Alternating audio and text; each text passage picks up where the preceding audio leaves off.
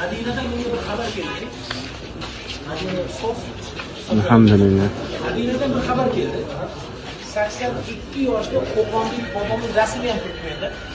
Pochtadan. Ustoz 2012-yilda vafot qilyaptilar. Keyin bir mahali farzandlariga telefon kelyapti, Baqiyaga ko'milyapti-da u kishi. Sahobalarning juvoriga yaqinida ko'milyaptilar. Telefon kelyapti, ustoz. Telefonda kelingizlar deyapti.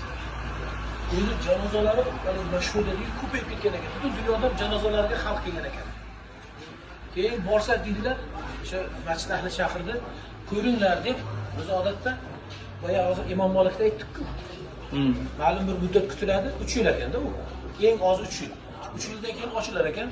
Agar murda chirib, suyak bo'ldi, surib qo'yilib yoki nimadir ularning o'zini urfi qonuni, keyin yangi jasad qo'yiladi. Va 82 yoshli otaxonni ochsalar 10 daqiqa avval ko'milganda turibdilar 3 yildan keyin.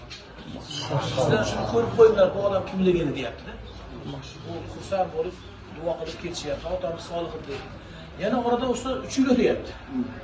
Yana 3 yildan keyin ochilyapti. 6 yildan keyin ochilyapti. Kelyapti-da, xalq endi deyapti, jamoatim bilan kelinglar, chunki qo'l qo'yasizlar deyapti. Nimaga deyilsa, 6 yildan beri chirimagan zotni endi qiyomatgacha ochilmasin deb o'ylar ekan Imom Malik o'xshab. O'shanga biz bor rozimiz deb qo'l qo'ydik deydi. O'sha bobomizni ko'zimiz bilan ko'rdik. O'sha bola bilan men internet orqali gaplashdim. Hali bizga yana Alloh Abdusamad degan otamiz shu vaqtida shu Qo'qondan ketgan ekanlar. 6 yildan beri vujud jasad 10 daqiqa avval ko'milgandek turibdi. Nega ekan demaysizmi? Hofizi Qur'on ekan.